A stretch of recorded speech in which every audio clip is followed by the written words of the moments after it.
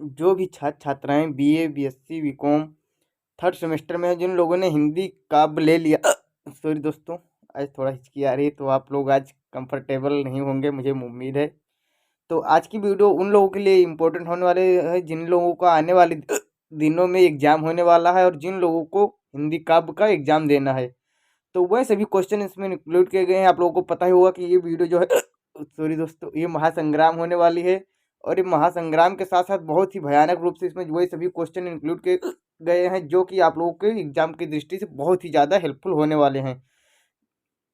ये बीए प्रथम सेमेस्टर यानी कि फर्स्ट ईयर वालों के लिए फर्स्ट सेमेस्टर वालों के लिए ही बहुत ही इंपॉर्टेंट है और 100% यही प्रश्न आएंगे आप लोगों को।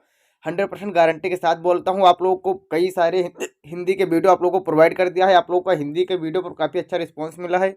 आप लोगों को पता ही होगा कि हिंदी का वीडियो बहुत ही हेल्पफुल मेरा साबित होता है क्योंकि हिंदी के वही सभी क्वेश्चन इंक्लूड रहते हैं जो कि आप लोगों को एग्जाम की दृष्टि से बहुत इंपॉर्टेंट होते हैं। इससे आप लोगों का एक भी क्वेश्चन छूटेगा नहीं। यदि आप लोगों का 75 नंबर का आता है तो उसमें से आप लोगों का 45 से 50 नंबर तो आप लोग 100% करके आएंगे, यानी कि 45 से 50 नंबर आप लोगों के पक्के हो जाएंगे। तो आई होप कि आप लोगों को ये वीडियो बहुत ही अच्छा लगेगा। तो चलिए लेकर चलते हैं आपको अपने पीडीएफ की तरफ और देखते हैं कि किस प्रकार से क्वेश्चन पूछे जाते हैं। तो जैसा कि आ चुके हैं हम अपने पीडीएफ की तरफ और देखते हैं कि जैसा कि कुछ क्वेश्चन मैंने आप लोगों को कल की वीडियो में प्रोवाइड कर दिए थे। और सॉरी दोस्तों, कल से मैंने कुछ वीडियो नहीं अपलोड कर पाए थे, बहुत कम ही वीडियो, एक दो वीडियो ही मैंने डाला था क्योंकि क्या हुआ था कि मुझे थोड़ा काम पड़ गया था, इसीलिए मैं वीडियो नहीं अपलोड कर सका। तो आज से धड़ाधड़ वीडियो आप लोगों के आएंगे, पूरे के पूरे महासंग्राम यानी कि रामबाण साबित होने वाली हैं। तो देखते हैं कि गोरखनाथ की कृतियों को पूछा गया है कि गोरखनाथ की कौन कौन सी कृतियाँ हैं। तो यहाँ पर गोरखनाथ की कृतियों पर हम लोग चर्चा करेंगे कि उल्लेख करेंगे उनका कि गोरखनाथ ने गद्य और पद्य दोनों में ही रचनाएं की। इन रचनाओं का काल 1400 विक्रमी संवत 1350 ईस्वी के आसपास माना गया है। जो प्रमुख पुस्तकें प्राप्त हुई हैं वो हैं गोरख गणेश गोष्ठी, महादेव गोरख संवाद, गोरख बोध, दत्त गोरख संवाद, योगेश्वरी साखी, नरवई बोध, नरवई नरपत शब्द का अपभ्रंश है। ये क्या है? नरवई नरपत शब्द का अपभ्रंश है। विराट पुराण, गोरखसार और गोरख की वाणी, ये सब किसकी है? कि गोरखनाथ की एक कृतियां हैं यानी कि उनकी रचनाएं हैं। आप लोगों को बहुत अच्छे से यह तैयार कर लेना है, ये बहुत ही अच्छे तरीके से पूछा जाता है ये क्वेश्चन। फिर देखते हैं कि कबीर द्वारा वर्णित गुरु महिमा की महत्ता। तो यहाँ पर कबीर द्वारा जो गुरु महिमा की महत्ता है वो क्या बताया गया है कि कबीर दास जी अपने क्या है कि कारण, अपने महत्ता के कारण गुरु को ईश्वर से भी ऊंचा पद दिया है। यानी कि गुरु को जो ईश्वर से भी ऊंचा पद दिया गया है। शास्त्र वाक्य में ही गुरु को ईश्वर के विभिन्न रूपों ब्रह्मा विष्णु महेश्वर के रूप में स्वीकार किया गया है। गुरु को ब्रह्मा कहा गया क्योंकि वह शिष्य को बनाता नव जन्म देता है। संत कबीर कहते हैं हरि रूठे गुरु ठौर है, गुरु रूठे नहीं ठौर। यानी कि यदि भगवान रूठ जाता है तो गुरु के पास आपको स्थान मिल सकता है, लेकिन अगर गुरु के मतलब रूठ जाता है तो आपको कहीं भी स्थान नहीं मिलेगा। तो ये कुछ कबीरदास जी के दोहे ऐसे रहते थे। साखी का तात्पर्य एवं उसका महत्व। साखी संस्कृत शब्द साक्षित से उद्धृत है जिसका शाब्दिक अर्थ साक्षी यानी आंखों से प्रत्यक्ष देखने वाला, यानी कि साक्ष। इसका क्या मतलब है? साक्ष। तो आप लोग को पता होना चाहिए कि साक्ष क्या होता है। जो आप लोग पता है कि साक्ष वही सब होते हैं जो आंखों के सामने प्रदर्शित होते हैं, जो लाइव होते हैं, यानी कि जो प्रत्यक्ष रूप से हम देख सकते हैं डायरेक्ट। तो ये प्रत्यक्ष देखा जाने वाला बताया गया है कि संदर्भ में होता है। आगे चलकर नाथ परंपरा में गुरुवचन ही साखी कहे जाने लगे। हिंदी निर्गुण संतों में साखियों का व्यापक प्रचार निसंदेह कवियों द्वारा ही हुआ। गुरुवचन और संसार की व्यवहारिक ज्ञान देने वाली रचनाएं साखी के नाम से प्रचलित होने लगी। तो ये थी मतलब बिहारी और गुरु के मतलब जो गुरु है साखी का तात्पर्य है किसका है? कबीरदास जी का है। बिहारी का फिर देख लीजिए नेक्स्ट क्वेश्चन जो कि बहुत इंपॉर्टेंट है। बिहारी ने गागर में सागर भरा है, स्पष्ट कीजिए। बिहारी ने गागर में सागर कैसे भर दिया? मतलब उनकी एकमात्र रचना है बिहारी सत्सई और उन्होंने सब कुछ उसी में सब कुछ अपना लिख दिया है। तो क्या है? थोड़ा कलर चेंज कर लेते हैं पहले। कि अपने अद्भुत भाषा सामर्थ्य से उन्होंने दोहे जैसे छोटे छंद में असीम अर्थ संभावनाएं भर दी हैं। इसी गुण के कारण कहा जाता है कि बिहारी ने गागर में सागर भर दिया है। यहाँ गागर में सागर से तात्पर्य कि वह एक ही दोहे में पूरी कहानी कहने में समर्थ थे। ये इतने महान थे बिहारी जी कि वह एक ही दोहा लिखते थे और उसी में क्या है एक कहानी समाहित हो जाती थी, यानी कि उनके जो दोहे थे वो दोहे इतने मतलब इतने विस्तार पूर्वक व्याख्यावाद होते थे कि उसमें जितनी भी व्याख्या कर दो वो कम ही होती थी। और उनके दोहों का संकलन क्या है बिहारी सतसई के नाम से विख्यात है। आप लोगों को पता होगा कि बिहारी की एकमात्र रचना है बिहारी सतसई। फिर क्या है सूर की शैली गीत विशेषता पर प्रकाश डाले। जो विशेषता वाले क्वेश्चन है बहुत ज्यादा पूछे जाते हैं, ये आप लोग को अच्छे तरीके से पता होना चाहिए कि जो विशेषता वाले क्वेश्चन है ये हर हाल में पूछे जाते हैं। तो क्या है कि विशेषता में कोमलतम भावों की अभिव्यक्ति के लिए उन्होंने गति शैली को चुना। क्या है कोमलतम भावों के अभिव्यक्ति के लिए उनके पदों में गति जैसे संगीतात्मक सरलता एवं सहजता व्याप्त है। उन्होंने वर्णात्मक शैली का भी प्रयोग किया है। सूर्य के काव्य में व्यंग शैली उपलाम उपालंब तथा संबोधन शैली का भी प्रयोग हुआ है। तो ये सब किसके सूर्य की शैली गति विशेषता है। ये इम्पोर्टेंट क्वेश्चन है, इसको आप लोग अच्छे तरीके से तैयार कर लेना। और आज के लिए दोस्तों क्षमा चाहते हैं और जो भी त्रुटियां होंगी उसको भी क्षमा करना। बहुत सारे लोग कमेंट करते हैं बहुत दोस्त कि हाँ आपका ये गलत है वो गलत है। भाई मैं पहले ही बता देता हूँ कि सॉरी दोस्तों, मैं भी एक स्टूडेंट ही हूँ, मैं भी अभी इतना परिपक्व नहीं हूँ कि मैं सब कुछ इतना ज्ञाता भी नहीं हूँ। और हर कोई ज्ञाता नहीं होता है, हर एक से मतलब गलती होती है, तो कोई थोड़ी बहुत त्रुटि हो जाती होगी। और बहुत सारे दोस्तों को मैं क्षमा चाहता हूँ जिन लोगों ने कमेंट सेक्शन में और डायरेक्ट मुझे पर्सनल मैसेज भी किया था कि सर एक उन्होंने क्वेश्चन पेपर भी भेजा था कि सॉल्व कर देने के लिए, तो उसका अभी काम नहीं हो पाया है। नेक्स्ट वीडियो में मैं वो सॉल्व करके भेज दूंगा, पक्का यकीन के साथ वो वीडियो बना दूंगा, आप लोग देख लेना, बहुत ही इंपॉर्टेंट होने वाले हैं वो सब। और जो जो मैंने बताया था वही सब क्वेश्चन उसमें आए हैं, आप लोग देख लेना। फिर क्या सूर्य के काव्य सौंदर्य का परिचय दीजिए। तो काव्य सौंदर्य जो कि बहुत ज्यादा पूछे जाते हैं कि काव्य सौंदर्य या काव्य साहित्यिक सौंदर्य या काव्यगत विशेषताएं, तो ये सब बहुत ज्यादा पूछे जाते हैं। तो ये क्या है कि सूर्य का काव्य जयदेव और विद्यापति के भक्ति परक श्रृंगारिक परंपरा में है। सूर्य के काव्य गेय पदों में है। सूर्य काव्य में सगुण रहस्यवाद का सुंदर वर्णन है। सूर्य के काव्य में प्रकृति के रमणीय चित्र मिलते हैं। तो आई होप कि आप लोगों को ये सब क्वेश्चन बहुत अच्छे से तैयार हो गए होंगे और ये क्वेश्चन बहुत ही इंपॉर्टेंट है जो कि आते रहते हैं। फिर इसके बाद क्या है कि भ्रमर गीत का अर्थ बताइए। भ्रमर गीत क्या है।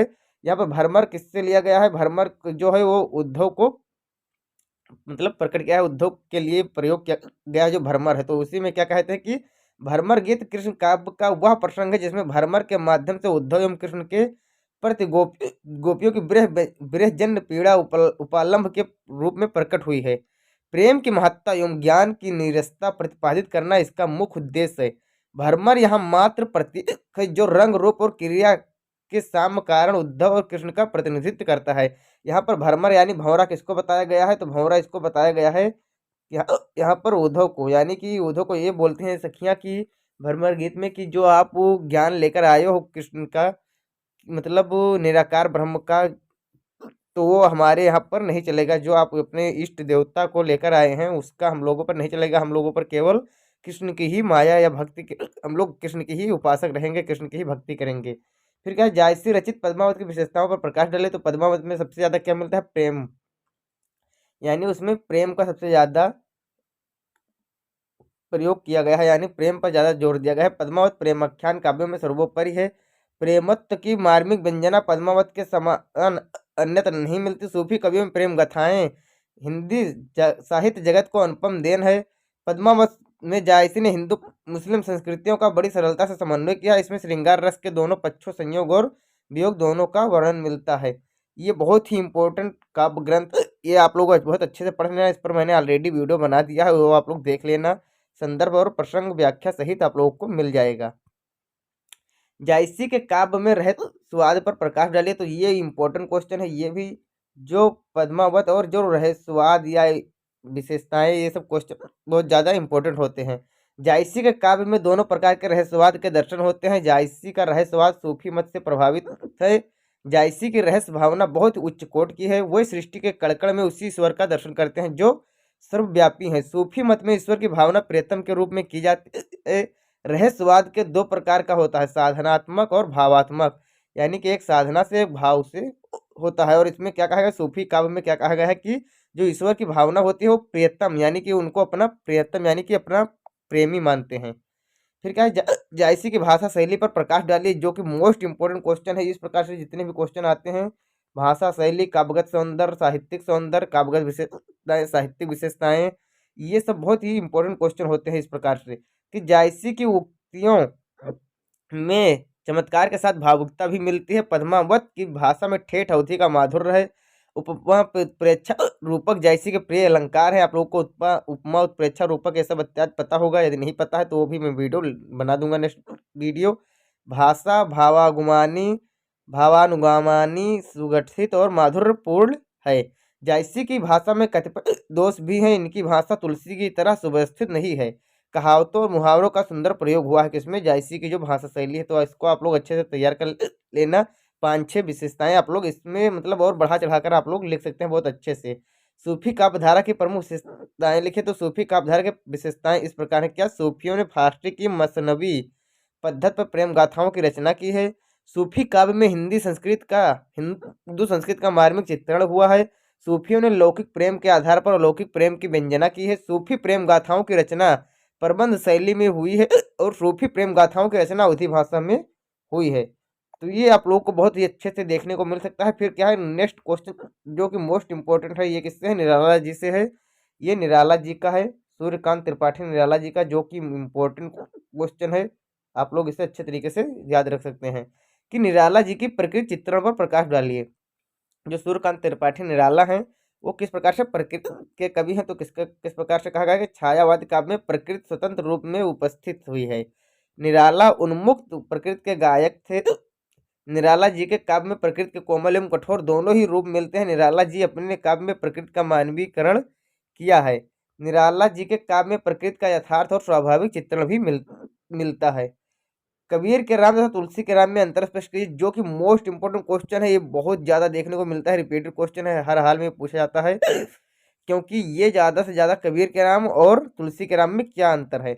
तो कबीर तुलसी के राम दशरथ सुत राम है, जबकि राम कबीर का राम निर्गुण ब्रह्म है, जिसमें क्या कहा गया कि जिसमें योगी लोग रमण करते हैं। रमनते यास्मिन योगिना सह रामा, रमनते यास्मिन यस्मिन योगिना सह रामा, यानी कि जो योगी लोग रमते हैं वही राम है।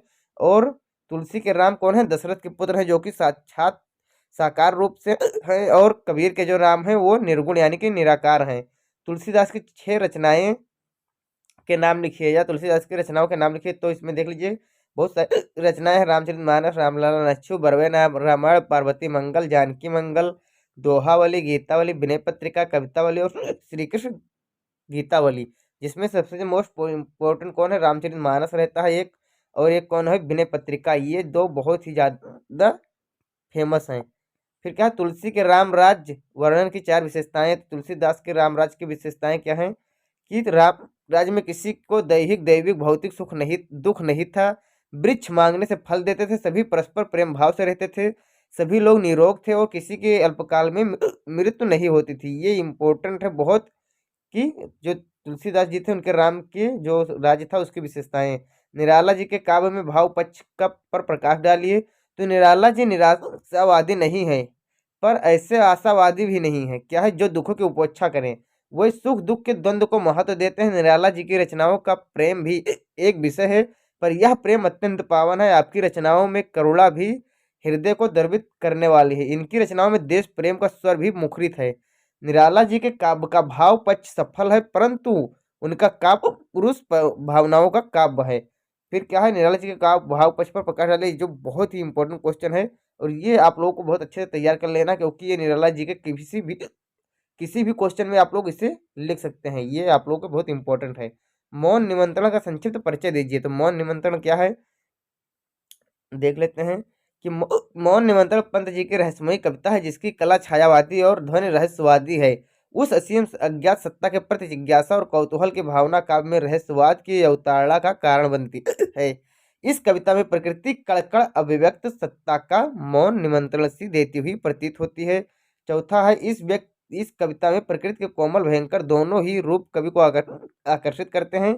और पांचवा क्या है, कवि दोनों ही रूपों में उस असीम अज्ञात विराट सत्ता के संकेत पाता है। फिर क्या है, भारतीय हरिश्चंद्र की 5 प्रमुख कृतियों के उल्लेख कीजिए या नाम लिखिए। ये बहुत ही इंपॉर्टेंट क्वेश्चन है ये, जो कि आप लोग को बहुत ही ज्यादा पूछा जाएगा। ये प्रश्न नंबर जो 3 है, सॉरी 203 नहीं है ये, 34 यानी कि 35 होना चाहिए। कि भारतीय हरिश्चंद्र की 5 प्रमुख कृतियों के नाम लिखिए। तो भारतीय हरिश्चंद्र की कृतियाँ क्या है? प्रेम मल्लिका, प्रेम सरोवर, प्रेम माधुरी, भक्त काल, वेणुगीत, प्रबोधिनी, और उनकी जो नाटक है आप लोगों को अंधेर नगरी, जो कि बहुत इंपॉर्टेंट है, आप लोगों को बहुत अच्छे से पता होगा। तो ये सब हैं, तो आप लोग लिख सकते हैं। आई होप वीडियो आप लोगों को पसंद आया होगा। अभी तक मुझे पता है वीडियो को लाइक भी नहीं किया, तो वीडियो को लाइक कर देना। चैनल पर नए हैं तो चैनल को सब्सक्राइब करके बेल नोटिफिकेशन को ऑल पर सेट कर लेना। पीडीएफ चाहिए तो पीडीएफ डाउनलोड कर लेना, टेलीग्राम पर उपलब्ध है, वहां पर सभी पीडीएफ अवेलेबल हैं। टेलीग्राम चैनल का लिंक भी डिस्क्रिप्शन में दिया गया है, आप लोग वहां से डाउनलोड कर सकते हैं। चलिए मिलते हैं नेक्स्ट वीडियो में, तब तक के लिए जय हिंद जय भारत।